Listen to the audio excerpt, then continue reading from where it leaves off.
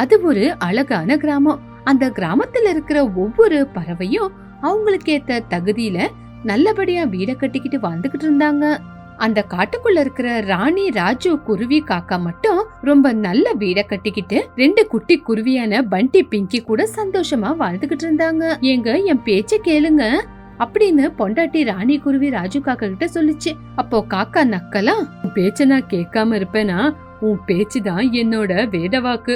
அப்படி இருக்கும்போது நான் போயும் உன் வார்த்தையை கேட்காம இருப்பேனா? அப்படி சொன்ன உடனே ராணி குருவி கோவமா பாத்துச்சு. அடிக்கிற டைலாக் பேச்செல்லாம் போதும், நான் சொல்றது நம்ம நல்லதுக்காக தானே. நான் நம்ம 2 பசங்களும் நல்லா இருக்கணும் தானே சொல்லிக்கிட்டு இருக்கேன். அது எனக்கு தெரியும் ராணி.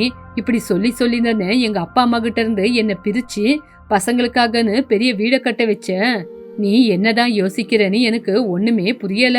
உங்களுக்கு புரியலனாலும் அதனால எனக்கு நஷ்டம் ஒண்ணும் இல்ல.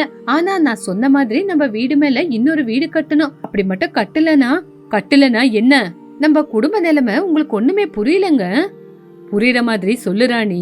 இவ்வளோ பெரிய வீட்டுக்கு மேல மறுபடியும் வீடு கட்டணும்னு சொல்றியே, அதோட அவசியம் என்ன? அதுலயே நம்மளுக்கு இவ்வளோ பெரிய வீடு இருக்குல்ல. இவ்வளோ பெரிய வீடு இருக்கும்போது மறுபடியும் அதுக்கு மேல வீடு கட்டணுமா? நம்ம ரொம்ப பள்ளத்துல இருக்கிற இடத்துல இருக்கோங்க. அது எனக்கு தெரியுமே. இப்போ எல்லா இடத்துலயும் மழை வேற பெஞ்சுக்கிட்டு இருக்கு. இந்த விஷயம் கூட எனக்கு தெரியும். மத்த விஷயத்த சொல்லு. அதிகமா பெய்யற மழையில வெள்ளம் வர சான்ஸ் இருக்குங்க.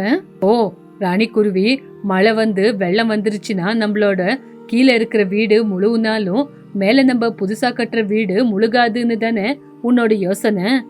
ஆமாங்க, உன்னோட பேச்செல்லாம் போதும். முதல்ல போய் நீ சமையல செய். இத்தனை வருஷமா மழை வந்துகிட்டு இருக்கு, வெள்ளம் வருது, அப்பெல்லாம் முழுகி போவாத நம்ம வீடு இப்ப முழுக போதா? இப்படி இவங்க பேசிக்கிட்டு இருக்கும்போது ராணி குருவியோட தங்கச்சி சிரி குருவி தன்னோட புருஷன் கூட வந்துச்சு. வாசப்படிக்கிட்டே நின்னுட்டாங்க. அவங்கள பார்த்த ராணி குருவி மரியாதையா, வீட்டுக்குள்ள வா தங்கச்சி, வாசப்படிக்கிட்டே நின்னுட்டீங்க, வாங்க மச்சினரே அப்படி கூப்பிட்ட உடனே சிரி குருவி, கிட்டு குருவி வீட்டுக்குள்ள வந்தாங்க. தங்கச்சியும் தங்கச்சி வீட்டுக்காரும் எதுவுமே பேசாம உக்காந்து இருக்கிறத பார்த்து ராணி குருவியும் ராஜு காக்கா இப்படி கேட்டாங்க. தங்கச்சி, எதுக்கு நீங்க 2 பேரும் ஒரு மாதிரியா இருக்கீங்க? அக்கா, இப்ப எங்களுக்கு பயத்தை தவிர வேற என்ன செய்யணும்னே தெரியலக்கா. கிட்டு, நீங்களாவது சொல்லுங்க, என்ன ஆச்சு? நீங்க ரொம்ப கவலையா இருக்கீங்க. இங்க வர காரணம் என்ன? அது பயங்கரமா மழை வந்து வெள்ளம் வந்து வீட்டுக்குள்ள இருக்கிற பொருளுங்களையும் வீட்டையும் அடிச்சுக்கிட்டு போயிருச்சு. அதனால கொஞ்ச நாள் இங்க இருந்துகிட்டு ஏதாவது வேலை செஞ்சுக்கிட்டு போலான்னு தான் இங்க உங்களை தேடி வந்தோம். அப்படியே தம்பி, கவலைப்படாதீங்க. நீங்க எந்த கவலையும் படாம இங்கே வந்து இருந்துகிட்டு வேலைக்கு போய் காசு சம்பாதிச்சுக்குங்க. எங்களுக்கு எந்த விதமான பிரச்சனையும் இல்லையா ராணி? ஏங்க, நீங்க சொன்னதுக்கு அப்புறம் நான் ஏதாவது சொல்லுவேனா? சரி ராணி, இவங்கள கூட்டிட்டு போய் சாப்பாடு கூடி எப்ப சாப்பிட்டாங்களோ என்னவோ. சரி, நான் போய் ஆம்லெட்ட போடுறேன், சாப்பாட்டுக்கு கூப்பிடுறேன் அப்படி சொல்லி ராணி குருவி வீட்டுக்குள்ள போச்சு. அதுக்கப்புறம் சிரி, கிட்டு, ராஜு காக்கா பேசிக்கிட்டு இருந்தாங்க. இப்படி ராணி குருவி அவங்களுக்கு ஆம்லெட்ட போட்டு குடிச்சிச்சு. சிரி குருவி, கிட்டு குருவி 2 பேரும் கபகபான்னு சாப்பிட்டாங்க. அவங்க சாப்பிடுறத பார்த்த உடனே எவ்வளவு நாளா பசியில இருக்காங்கன்னு புரிஞ்சுக்கிச்சு ராணி குருவி. சாப்பிடுங்க நிதானமா, வயிறு நிறைய சாப்பிடுங்க அப்படி சொல்லி மறுபடியும் சமைக்கிறதுக்காக ராணி குருவி அடுப்புகிட்ட போச்சு. ராஜு காக்கா கவலையோட பாத்துக்கிட்டு இருந்தது. இந்த வேளை வயிறு நிறைய சாப்பிடலன்னா இவங்க இப்படி கடகடன்னு சாப்பிடுவாங்களா? இல்ல, இவங்க 2 பேரும் 2-3 நாளாவே சாப்பிடாம இருக்காங்க தெரியுது. சரி, 2 பேரும் சாப்பிடுட்டோம் அப்படின்னு ராஜு காக்கா சொல்லிச்சு. அப்படியே மனசுக்குள்ள யோசிச்சுக்கிட்டு சமையல் செஞ்சுக்கிட்டு இருக்கிற ராணி குருவி கிட்ட போச்சு. ராணி, நான் விறகு ஒடிக்க போயிட்டு வரேன். விறகு ஒடிக்கிற வேலைக்கு போகாதீங்கன்னு எவ்வளவு தடவை உங்களுக்கு நான் சொல்லிருக்கேன். ராணி, மரத்தை வெட்டி தானே நம்மளும் பொழைச்சுக்கிட்டு இருக்கோம். அப்படி இருக்கும்போது மரத்தை வெட்டாதேன்னு எப்படி சொல்ற? அப்படி இருந்தா நம்ம எப்படி வாழ்றது? நம்ம பசங்களை எப்படி படிக்க வைக்கிறது? ஏங்க, நீங்க போய் விறக உடைக்கிறதுக்கு நம்ம இன்னொரு வீடு கட்டுறதுக்கான பொருளை கொண்டு வாங்க. சரி ராணி, நான் போய் வீடு கட்டுறதுக்கு தேவையானதெல்லாம் கொண்டு வரேன் அப்படின்னு கிளம்பி போயிடுச்சு. சிரி குருவி, கிட்டு குருவி சாப்பிட்டுக்கிட்டு இருக்கும்போது ராணி குருவி சமைச்சுக்கிட்டு இருந்தது. ராஜு காக்கா வெளியே போனப்போ மரத்து மேல உக்காந்து இருக்கிற சசி பறவை ராஜு காக்காவை பார்த்து, ஓய் ராஜு மாமா அப்படின்னு கூப்பிட்ட உடனே ராஜு காக்கா சசி பறவை கிட்ட வந்துச்சு. என்னடி சசி, எதுக்கு கூப்பிட்ட? எங்க மாமா போறீங்க? உங்க அக்கா சொன்ன வேலைக்காக தான் போய்கிட்டு இருக்கேன். அக்கா என்ன சொன்னா? அந்த வேலை என்னன்னு உங்ககிட்ட சொல்ல வேண்டான்னு சொன்னா. அக்கா எந்த வேலை சொன்னாலும் எனக்கு என்ன, ஆனா என்னோட வேலைய நீங்க தான் மாமா செஞ்சு கொடுக்கணும். என்ன அந்த வேலை? மாமா, விளைச்சல் எல்லாம் விளைஞ்சு நிக்குது. இப்ப மட்டும் போய் அறுவடை பண்ணல அப்படின்னா மழை ஜோரா வந்துரும். ஆகாயத்தை பாத்தீங்களா, விட்டா மழை ஜோரா வந்துரும். அதுக்கப்புறம் விளைச்சல் எல்லாம் நாசமாயிடும். சரி சசி, உங்க அக்கா சொன்ன வேலையோட நீ சொல்ற வேலை தான் இப்ப ரொம்ப முக்கியம். ஏன்னா நெல்லெல்லாம் கொட்டிடும், அப்புறம் அறுவடை பண்ண முடியாது அப்படின்னு சொல்லி 2 பேரும் ராணி குருவி சொன்ன வேலையை விட்டுட்டு சசி பறவை சொன்ன வேலைக்காக போனாங்க. சசி பறவையோட பின்னாடி காக்காவும் போச்சு. இப்படி 2 பேரும் விளைச்சல் எல்லாம் அறுவடை பண்ணி மூட்டையில நிறைச்சு வச்சாங்க. சசி, இந்த மூட்டையெல்லாம் உள்ள எடுத்து வைக்காங்கட்டியும் ஜோரா மழை வந்துரும்னு பயமா இருக்கு. கழுக கூட கூப்பிட்ட மாமா, இவ்வளவு நேரத்துக்கு வரேன்னு சொல்லிச்சு, ஆனா வரவே இல்லையே.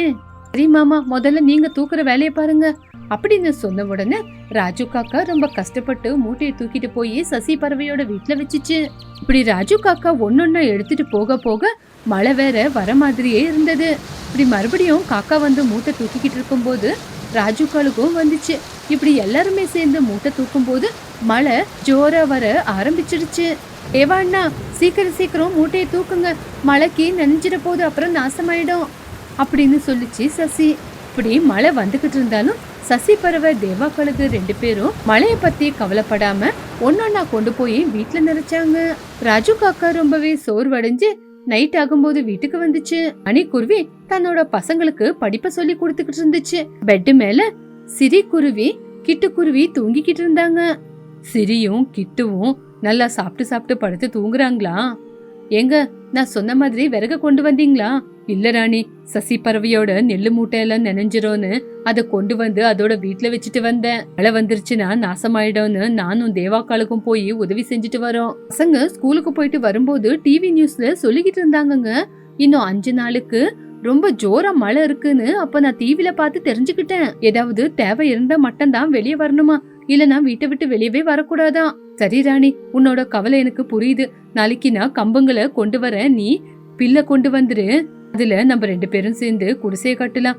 வீடு முழுங்கி போச்சுன்னா அங்க குடிசையில இருக்கலாம்ல. சரிங்க, முதல்ல வாங்க சாப்பிடலாம் அப்படின்னு சொன்ன உடனே எல்லாரும் உட்காந்து சந்தோஷமா சாப்பிட்டு கீழேயே பாய் போட்டு 4 பேரும் படுத்து தூங்குனாங்க. ஜோரா விழுந்துகிட்டே இருந்துச்சு. எல்லாரும் படுத்து தூங்கி காலையில எந்திரிச்சாங்க.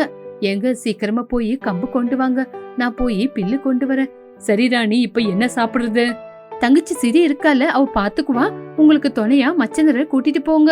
தம்பி, போயிட்டு வரலாம் அப்படின்னு கிட்டுவையும் கூட்டிக்கிட்டு ராஜு காக்கா வெளியில கம்புக்காக போச்சு. ராணி குருவி புல்ல கொண்டு வர போச்சு. வீட்டுல சிரி குருவி சமையல் செஞ்சுக்கிட்டு இருந்தது. காட்டுக்கு போய் ராஜு காக்கா கிட்டு காக்கா விறகுங்களை கொண்டு வந்துச்சு. ராணி குருவி புல்ல கொண்டு வந்துச்சு. ராஜு காக்கா ராணி குருவி 2 பேரும் சேர்ந்து வீட்டுக்கு மேல பெரிய ஒரு குடிசை வீடா கட்டினாங்க. அன்னைக்கு நைட்டு முழுக்க மழை ஜோரா வந்துகிட்டே இருந்தது. எங்க, மழை வந்துகிட்டே இருக்கு, நம்ம இங்க படுத்து தூங்குனா நல்லா இருக்காது, நம்ம மேல போய் தூங்கலாம் அப்படின்னு சொல்லி எல்லாரும் ராணி குருவியோட பேச்சு கேட்டு மேல போய் நிம்மதியா படுத்து தூங்குனாங்க. மழை வந்துகிட்டே இருந்தது. தண்ணி அதிகமாயி வீடே முங்கு போச்சு. பொண்டாட்டியோட பேச்சை கேட்டுதான் இந்த வீடை கட்டினேன்னு ராஜு காக்கா சந்தோஷப்பட்டுச்சு. இப்படி இந்த குடிசையில சந்தோஷமா இருந்தாங்க.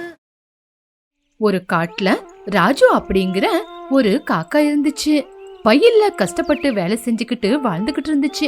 உண்மையிலேயே இந்த காக்காக்குள்ள எந்த ஒரு பிரச்சனையும் இல்ல. நல்ல மனசு, கஷ்டப்பட்டு வேலை செய்யற குணம், அதுக்கு தேவையான சம்பாதிக்கிற குணம். ராஜா காக்காவோட வாழ்க்கையில பெரிய கஷ்டம்னு வந்துச்சு அப்படின்னா அதுதான் பொண்டாட்டி ராணி குருவி. ராணி குருவி அழகா இருக்குன்னு மட்டும் இல்ல, ரொம்ப பெரிய அழகி. என்ன, புருஷன் கூட கொஞ்சம் ரொம்ப டிமாண்ட் பண்ணுவா, அவ்வளவுதான். புருஷன் எவ்வளவு நல்லா பாத்துக்கிட்டாலும் பத்தல அப்படின்னு புருஷங்கிட்ட நச்சரிக்கிறது.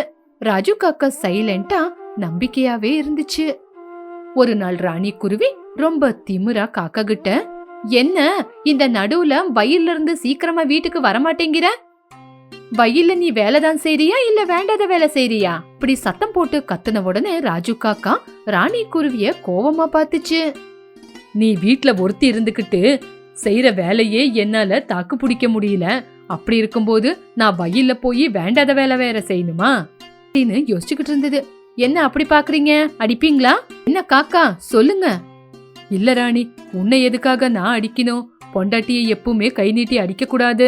அடிக்கிற சக்தி என்ன மாதிரி ஒரு புருஷனுக்கு இருக்கவே இருக்காது. என்னங்க, என்ன உங்க பிரச்சனை? நான் உங்களை டார்ச்சர் குடுக்கறேன் அப்படின்னு யோசிக்கிறீங்களா? என்னால உங்களுக்கு இந்த வீடு நரகமா இருக்கா? சொல்லுங்க. ராணி, ஏன் ராணி இப்படியெல்லாம் பேசிக்கிட்டு இருக்க? நான் அந்த மாதிரி சொன்னேனா? சொல்லலனாலும் உள்ளுக்குள்ள அந்த மாதிரி இருக்கும்ல. இங்க பாரு ராணி, உள்ளுக்குள்ள எனக்கு எந்த விதமான ஃபீலிங்ஸ் இல்ல. ஆமா ஆமா, வயல்ல ஏதோ தேவையில்லாத வேலை எல்லாம் செஞ்சுக்கிட்டு தானே நேரம் கழிச்சு வீட்டுக்கு வந்துகிட்டு இருக்கீங்க.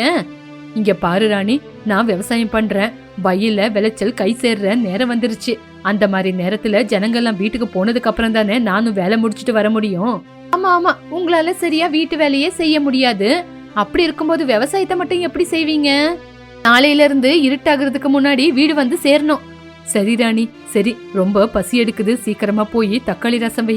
ஆமா, காலையில பீர்க்கங்காய் குழம்பு வச்சல, அந்த குழம்பு இருந்தாலே போதும், நம்ம 2 பேருக்கும் அதே சரியாகும். அப்படின்னா அப்படின்னா என்ன சொல்ல வரீங்க? காலையில செஞ்ச பீர்க்கங்காய் குழம்பே போதும் அப்படின்னு சொல்றீங்களா?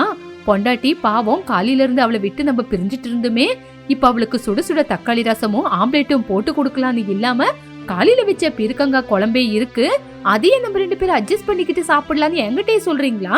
ராஜு காக்கா கவலையோட தலை குனிஞ்சு உக்காந்துச்சு. அத பார்த்த ராணி குருவி, போய் தக்காளி ரசம் வைங்க, நான் புருஷன் பொண்டாட்டி சீரியல் பாக்கணும். இப்போ நீ செய்யற காரியம் கூட அதுதானே, இதுக்கப்புறம் எதுக்காக பாக்கணும்? போதும் போதும், பேசினதெல்லாம் போதும், முதல்ல போய் சமைச்சு வைங்க போங்க. ராஜு காக்கா எதுவுமே பேசாம உள்ள போய் சமைக்க ஆரம்பிச்சிச்சு. ஆனா ராணி குருவி உக்காந்துகிட்டு பொண்டாட்டியோட ராஜ்யாங்கம் கதையை பாத்துக்கிட்டு இருந்தது. வாரே வா ராணி அக்கா, நீங்க உங்க புருஷனை உங்க கைக்குள்ளேயே வச்சுக்கிட்டு இருக்கீங்க. இப்படி மட்டும் செய்யலனா இவனுங்களை நம்ம கைக்குள்ள வச்சுக்க முடியுமா? இப்படிதான் இருக்கணும். நீங்க உங்க புருஷனுக்கு அடங்கி போகாதீங்க. பொம்பளைங்க நம்பெல்லாம் அடங்கி போனா அதுக்கப்புறம் இவனுங்க நம்ம தலை மேலதான் உட்காருவாங்க. செஞ்சுக்கிட்டு இருக்கிற ராஜு காக்கா இதெல்லாம் கேட்டுக்கிட்டு, பொண்டாட்டிங்க புருஷனை என்னன்னு யோசிச்சிருக்காங்களோ, என்ன சொன்னாலும் புருஷங்க கேட்கணும்னு. ஆனா பொண்டாட்டிங்க அப்படின்னு சாமி போட்டோவை பாத்துச்சு. உடனே சாமி போட்டோவே அந்த இடத்துல இருந்து மாயமாயிடுச்சு. ராணி குருவி மட்டும் டிவி பாத்துக்கிட்டு அஹஹா அப்படின்னு சத்தம் போட்டு சிரிச்சுக்கிட்டு இருந்துச்சு.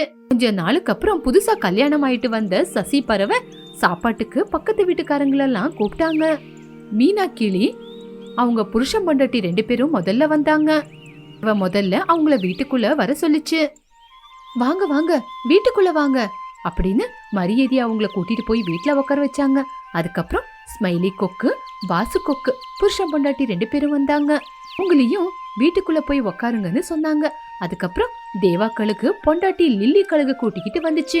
உங்களையும் சசி அன்பா வரவேற்று வீட்டுக்குள்ள உட்கார சொல்லிச்சு. நேரம் போய்கிட்டே இருந்தது. எல்லாரும் உட்காந்து பேசிக்கிட்டு இருந்தாங்க. சசி பறவை வந்து வாசப்படிக்கிட்டு எட்டி எட்டி பாத்துச்சு. புருஷன் வாசு பறவை வந்து, சசி எல்லாருமே வந்துட்டாங்களே, இன்னும் யாருக்கு பாத்துக்கிட்டு இருக்க? இங்க ராணி குருவி வரவே இல்லைங்க, உங்க பொண்டாட்டிங்க கூட்டத்துக்கே தலைவியா? சரி சரி அப்படின்னு அங்கிருந்து உள்ள போயிடுச்சு. ராணி குருவி ராஜு காக்கா வந்தாங்க. ராணி குருவி ராஜு காக்கா சசி பறவைய பார்த்தாங்க. என்ன சசி, வந்தவங்கள வாங்கன்னு கூப்பிட உன் புருஷன் காணோம், எங்க? வந்தவங்க கிட்ட பேசிட்டு இருக்காருக்கா. அப்போ அவங்கதான் உங்களுக்கு முக்கியம், நாங்க முக்கியம் இல்லையா? ராணி, ராஜ்யாங்கம் பண்றதுக்கு இது உன்னோட வீடு இல்ல, நம்ம உங்க வீட்டுக்கு விருந்துக்கு வந்திருக்கோம். நம்மள வீட்டுக்குள்ள கூப்பிட சசி பறவை இருக்குல்ல. இங்க பாருங்க, நான் சொன்னது உங்களுக்கு ஞாபகம் இருக்குல்ல? ஞாபகம் இருக்கு ராணி, சாப்பிட மட்டும் வாய் திறந்தா போதும்னு. சசி, உன் புருஷனை கூப்பிடு அப்படின்னு சொன்ன உடனே சசி பறவையோட புருஷன் வாசு வந்துச்சு. நீ வாங்க வாங்க அண்ணன், நல்லா இருக்கீங்களா? சொல்லுங்க, பசி மச்சனரு கேக்குறாருல்ல. நீ தானே ராணி சாப்பிட மட்டும் வாய் திறந்தா போதும்னு சொன்ன. வாரேவா, அண்ணன் எப்பவுமே அண்ணி பேச்சு மீறி நடக்க மாட்டாருன்னு சசி சொன்னத நம்பல. அதுக்கு என்னப்பா பண்றது, என்னோட தலை எழுத்து, இவரு கூட வாழ்ந்துதானே ஆகணும். ராணி கோவமா ராஜு காக்காவை பார்க்க, ராஜு காக்காவும் கோவமா ராணி குருவிய பாத்துச்சு. அப்படி வீட்டுக்கு போனதுக்கு அப்புறம் உங்களுக்கு இருக்கு, உள்ள வாங்க அப்படின்னு உள்ள பறந்து போயிடுச்சு. அண்ணன், வீட்டுக்கு போனதுக்கு அப்புறம் என்ன வேலைன்னு? வீட்டுக்கு போயிட்டு பாத்திரம் கழுகணும், துணி தோக்கணும், இன்னைக்கு அவ காலு கூட அமுக்கி விடணும். அந்த வார்த்தையை கேட்ட உடனே 2 பறவைங்களும் ஒருத்தர் மூஞ்சி பார்த்து ஒருத்தர் சிரிச்சுக்கிட்டாங்க. எல்லாருமே சாப்பிட உக்காந்தாங்க. பறவை தம்பதிங்க எல்லாருக்கும் சாப்பாட பரிமாறினாங்க. எல்லாருக்கும் சாப்பாட பரிமாறின உடனே எல்லாரும் சந்தோஷப்பட்டுக்கிட்டு நல்லா சாப்பிட்டாங்க. என்ன என்ன சமையல் இது அப்படின்னு சொல்லிச்சு ராணி குருவி. அண்ணி என்னாச்சு? ஆமா, இந்த சமையல் யார் செஞ்சது? அக்கா, நான் தான்க்கா செஞ்சேன், நல்லா இல்லையா? இங்க பாரு தங்கச்சி, எல்லா சமையலையும் புருஷனுக்கு கத்து கொடுக்கணும், அப்பதான் நம்ம ஃபியூச்சர்ல நல்லா இருப்போம். உன் மாமாவை பாத்தியா, நான் என்ன செய்ய சொன்னாலும் செய்வாரு, எனக்கு என்ன தேவையோ செஞ்சு கொடுப்பாரு. நான் நிக்க சொன்னா நிக்குவாரு, உட்கார சொன்னா உட்காருவாரு, தூங்க சொன்னா தூங்குவாரு, எல்லாமே என்னோட கண்ட்ரோல் தான். அப்படி ராணி குருவி சொன்ன உடனே ராஜு காக்கா தலை குனிஞ்சு உக்காந்துச்சு. அன்னையில இருந்து ராஜு காக்கா பொண்டாட்டி தாசன் அப்படின்னு பேரு வந்துச்சு. எல்லாரும் சிரிச்சாங்க. ராஜு காக்கா எல்லாரும் சிரிச்ச உடனே கோவமா சாப்பிடாம அங்கிருந்து வீட்டுக்கு வந்துருச்சு. ராணி குருவி மட்டும் அத பத்தி கவலைப்படாம சந்தோஷமா சிரிச்சு சாப்பிட்டுக்கிட்டு இருந்துச்சு. சாப்பிட்டதுக்கு அப்புறம் ராணி குருவி சந்தோஷமா வீட்டுக்கு வந்துச்சு. ராஜு கவலையோட உக்காந்து இருந்துச்சு. என்ன எதுவுமே சாப்பிடாம வந்துட்டீங்க? எல்லாரும் முன்னாடியும் வயிறு நிறைய எனக்கு கொடுத்தல. நான் என்ன பண்ண? புருஷன் எப்படி கேர்டேக்கரா இருக்கிறதுன்னு எல்லாருக்கும் சொன்னேன், அவ்வளவுதானே. உங்களுக்கு அப்படி புரியல ராணி. நான் பொண்டாட்டி தாசன், புருஷன் என்ன சொன்னாலும் செய்வேன் அப்படின்னு எல்லாரும் சிரிச்சாங்க. அவங்க சிரிச்சாங்கன்னா அவங்கள கேட்கணும், என்ன ஏன் கேக்குறீங்க? இப்ப உங்களுக்கு யாரு மேல கோவம்? சும்மா தேவையில்லாம கோவப்பட்டுக்கிட்டு வந்தா அப்புறம் பசியில நீங்க தான் கிடந்து சாகணும். அதுக்கப்புறம் உங்க இஷ்டம். ராஜு காக்கா கவலையோட கண்ணீர் விட்டுக்கிட்டு அழுதுகிட்டு இருந்தது. இப்படி அந்த நாள் போச்சு. காலையில எந்திரிச்சு பாக்கும்போது ராணி குருவிக்கு புருஷன் காக்கா வீட்ல எங்கேயுமே காணல. அட என்ன இவரு வீட்ல எங்கேயுமே காணோம், ஓஹோ இவருக்கு கோவம் வந்திருக்கும் அப்படின்னு சமைக்க வந்தது. அங்க ஒரு லெட்டர் இருந்தது.